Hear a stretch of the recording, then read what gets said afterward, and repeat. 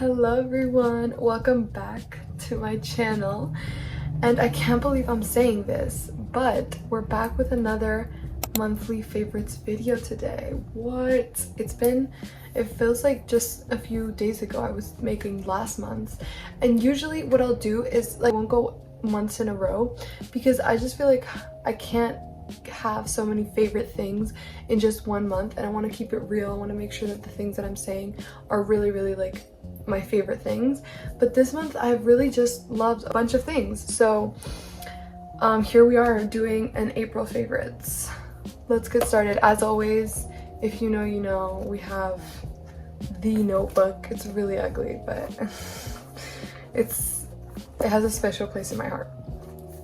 Today, if you saw last month's monthly favorites, which you should, I'll put it right here so you guys can see.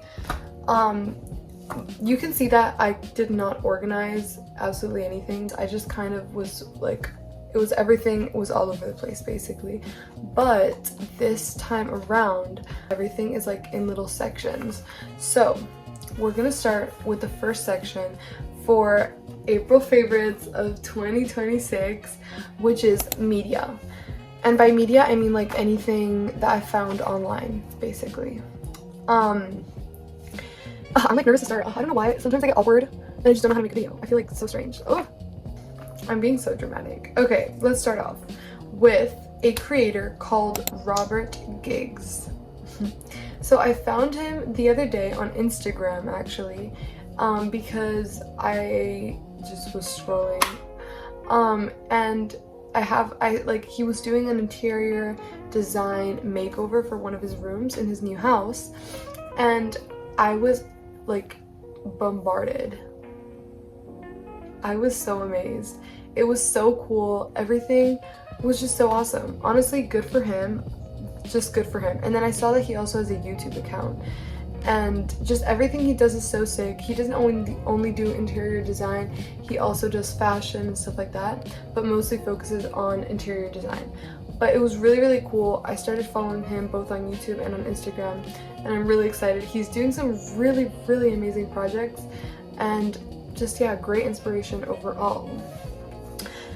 Next up is this book. We have a book, guys, which is this one. I'm actually not finished. As you can see, I have like the tiniest bit left, but this is a book called Nada, which is nothing in Spanish, so it's quite interesting, the name, and it's by Carmen Laforet. And she's a thick book. Well, she's a thick book. She's like 300 pages, or like a little over 300 pages, but the books that I've been reading recently, especially in English, have been like shorter books. And so like, I don't know, 120 page books, you know, around that. So I was like, ooh, but in reality, I'm so happy with it. I love how like bendy it is. I don't know, that's just like me, but like, you see that? Like when I'm reading, I feel like so like, I always go like this and it just feels so nice. This is just me, okay? But that's apart from everything because that doesn't matter. But the actual story is very interesting. It's Spain in the post-war, in the post-Civil War. And I just really like the way that Carmen Laforet narrates, and the different, like, I really love the, like, how do I explain this? The development of each character and like the depth that each person has in such a different way. Like each person is really deep and has a really like intricate life, but they all do it so differently, which is very cool. And just overall, it's not like I feel like I wouldn't pick up this book if it wasn't for school, because this is a school book, by the way. I had to read this for school, but it feels like I wouldn't pick this up normally if I was just by myself, but since I was forced to read it, I'm actually really enjoying it.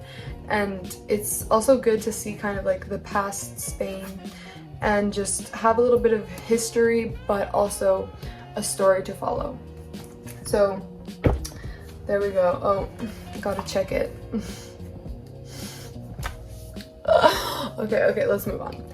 Then this one, oh my gosh, this one's really random, But speaking of history, me and my dad the other day, we were talking about how we've had some really terrible history teachers. Like, I don't know about you guys, but the worst thing, because I really love history, but the thing is, if I have a bad teacher, you know, you don't learn anything, or it's really hard to learn. So we saw this YouTube channel that's called, it's called Oversimplified History, or Oversimplified, I think. But it's a bunch of history videos, like in like an animated, fun, oversimplified way. And we saw the First and Second World War, which are things that are so complicated and sometimes explained so tediously and annoyingly by teachers, and it explained it so well. And it's like, now I feel so much more knowledgeable over like a 15-minute video. It was great. So if you want to learn history in a few minutes and in a fun way, like, it was really entertaining. Then next is like a whole different thing. Like, we went from oversimplified history to a whole different vibe, which is a girl called Maya Denise. She actually has 2 accounts on YouTube and also on Instagram.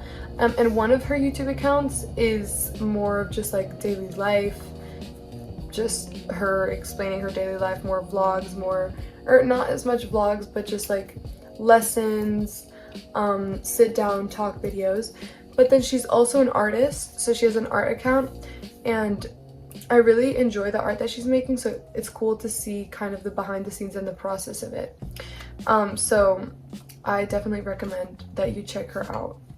She's super calm, very like zen energy, and she, in a lot of the videos that she makes, she has like flowers.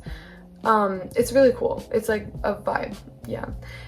And then next up is, I don't know how to pronounce this exactly, but I pronounce it No Girl, like no, but it's NHO, and they sell vintage clothes. And first of all, it's so cool. Literally all of their pieces are to die for. I'm just like, come on, please. But also on Instagram, the way they style the different pieces together, they know what they're doing. They definitely know what they're doing. And yeah, I just wanted to that was just part of the media that I've loved this month, and that I've followed them for a while, but I've never mentioned them in my monthly favorites. And so I just had to, because lately especially they've been just amazing. Next up is a section that I've never done before, but I think it's important because I think it's like really dictated things that I've gravitated towards throughout this month, and that is colors. Okay, so I'm gonna say some of the colors that have really called out to me this month, and I've just like, everything I've seen in that color has been like, wow, I love it.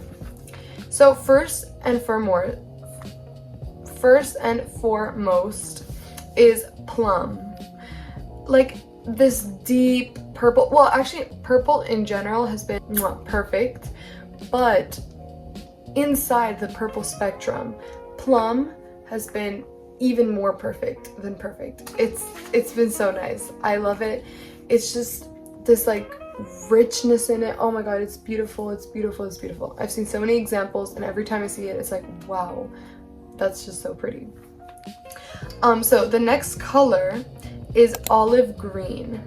Now I saw this one thing that was like mixing plum and olive green together, and it was scrumptious. Oh my gosh, it's so cool. But either way, olive green individually is still just chef's kiss. Honestly, it's amazing. Next, I feel like we all have like awakened with this color. It's definitely become a like trendy color, but teal. Okay, hear me out, hear me out. I feel like I've said this in one of the favorites videos, I don't know when it was, but the teal that I was referring to back then was more of like a neon color, but this time around, teal that I'm thinking of is a bit of a darker tone.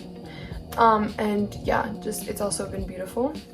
And then the last one is no, I'm sorry, wait, this just broke. Anyways, the last color is magenta. It's just been a really lovely color. I feel like I've always loved magenta. Like when I was little, if a clothing piece was magenta, I just would gravitate towards it. And even variations of magenta that might be like a bit darker. It doesn't always have to be like bright. They're just really lovely. Honestly, what a great color, you know? So now we finished the colors section, which means that we're moving on to arguably my favorite, or one of my favorites. Actually, they're all my favorites. They're all my favorites because it's monthly favorites, okay? But we're gonna move on to fashion. Yay! So, first of all, it's a concept that I heard from a YouTuber called Daughter of a Hoarder. She's cool. You can check out her videos, but she also did a monthly favorites, and she mentioned this, and it's color blocking, which is basically when you mix two colors that you don't expect would go together, or like that you wouldn't think at first that like would go well together, and but then you put them together and it creates this super cool, like weird, awesome effect, and it's like, wow, those colors actually kind of look amazing together, even though you would never think they would look good together because they're so like polar opposites.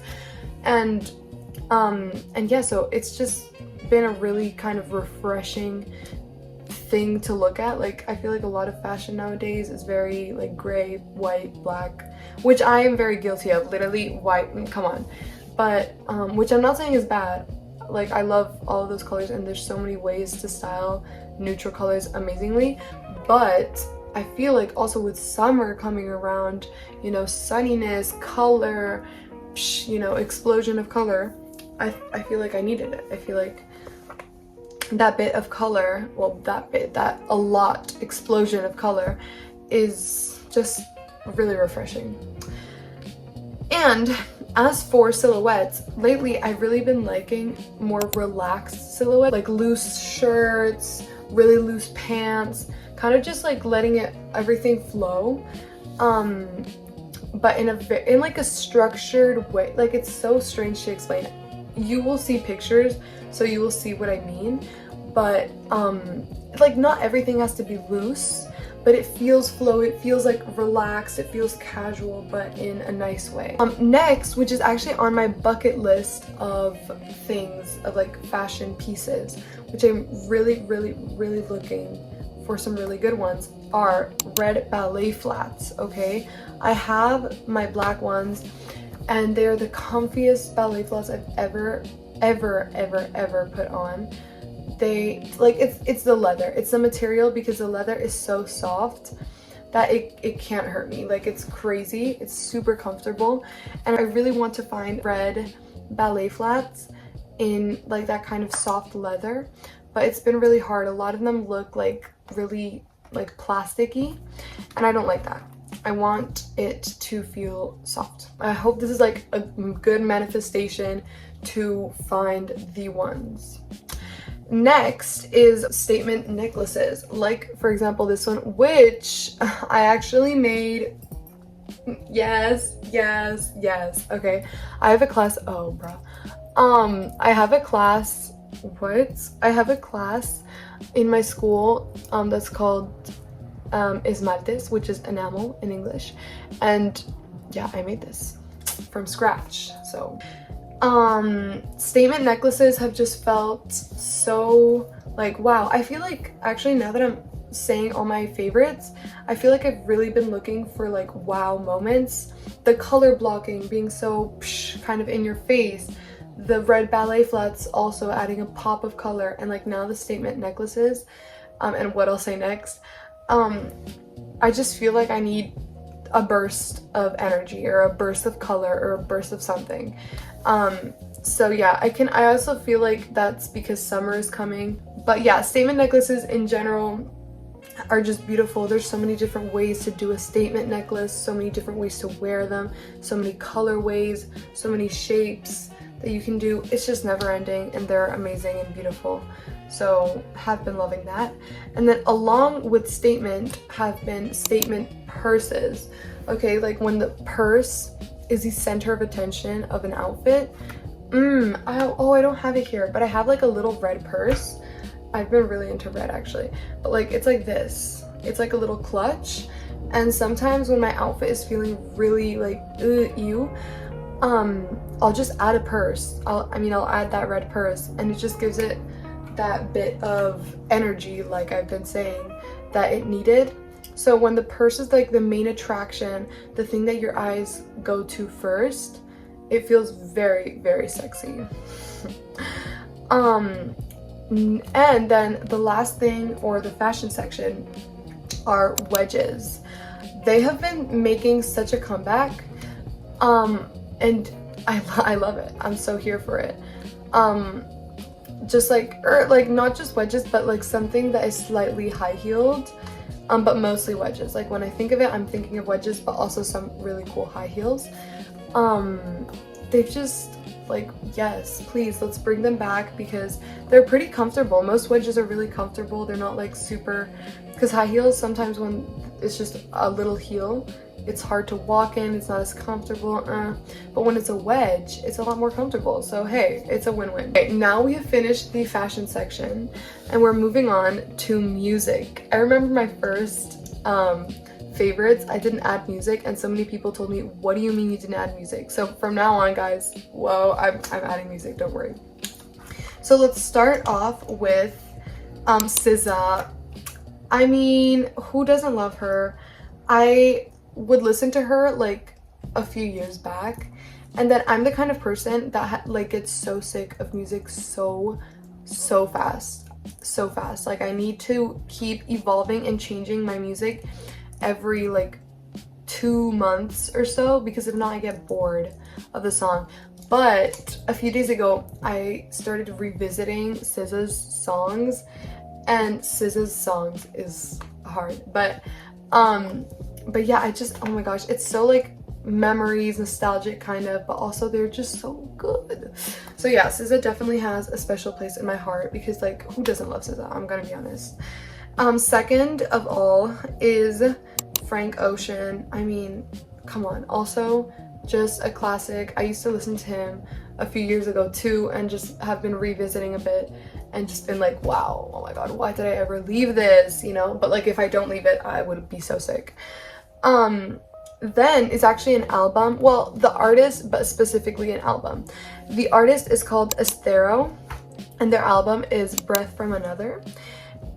It's just such a cool album. Honestly, just listen to it. It's a bit different, it's cool, it plays around with like a lot of different kinds of noises and sounds, and it's really sick. And specifically from the album, my favorite song is Heaven Sent. So give it a go, search her up, she's really cool. And then the last one, okay, this is an artist that I found out about literally yesterday, right? Or before yesterday, I don't remember. So little ago. It was crazy. Like I've listened to her just a few times, but she's the most calming, most like just calming. Like calm is the word that describes her. And her name is Linda Perhacs. Now someone from my class told me this. If you're watching this, you know who you are, and you told me about Linda Perhacs. And damn, like she's the sweetheart. She's so cool. She's the most chill thing to ever listen to. I was actually listening to her when I was doing art yesterday, and it was just like so relaxing, so calm. I was really feeling it. So you know who you are. Thank you for recommending, because I have been listening to her. And then we're almost coming to an end with my January, oh my god, with my April favorites. So now it's just general things that I've just really liked. This is just random stuff, okay? First of all is this, I didn't make an interior design section because I don't know, I just didn't have enough things, but this is regarding interior design, which is color drenching walls. Oh my gosh, it looks so nice. It really creates such a mood for a whole entire room, and it just, oh, I love it. I'm so doing this when I get my future house. And actually, the creator that I mentioned in the beginning of the video, the very, very beginning, the first thing, Robert Giggs, he's been doing some color drenching and it has looked so amazing. So definitely been inspired by that, and just every color, I mean every picture I've seen of a color drenched room has been magnificent. So please check that out. Please like do it in your house if you have access, because it's so cool. Next are just some random pictures that have been in my head, like I've just been thinking about them. First is this picture with like a girl and like a pink background and there's like stuff written.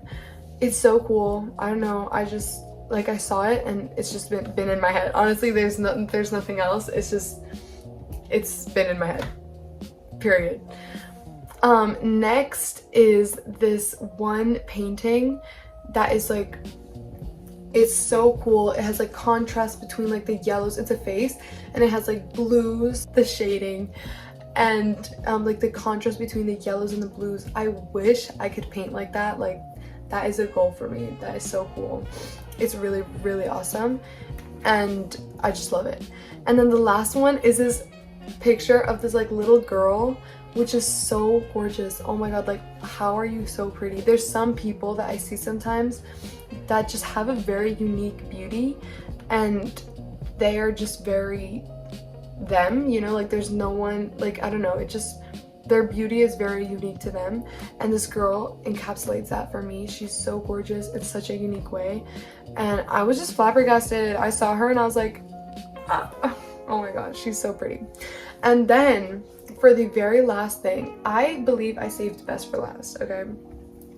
But I saw this concept on Instagram the other day and I said, wow, I need to do this. And so this is called a screenshots, or I like to call it inspo journal, okay? This is her in all of her glory. Look, she's like, it's like a fabric, it's soft. And this is actually, I started this when I was 13. It was like about me, and I have a bunch of stuff here. But I never finished the journal, so I continued it with my inspo. Now this is a very cool idea, and basically it's a journal where you keep everything and anything of inspiration that you've seen. And like many times I take a screenshot of something and I'll be like, okay, I have to remember that later, and you know, or like I really like this, so I'll just take a screenshot.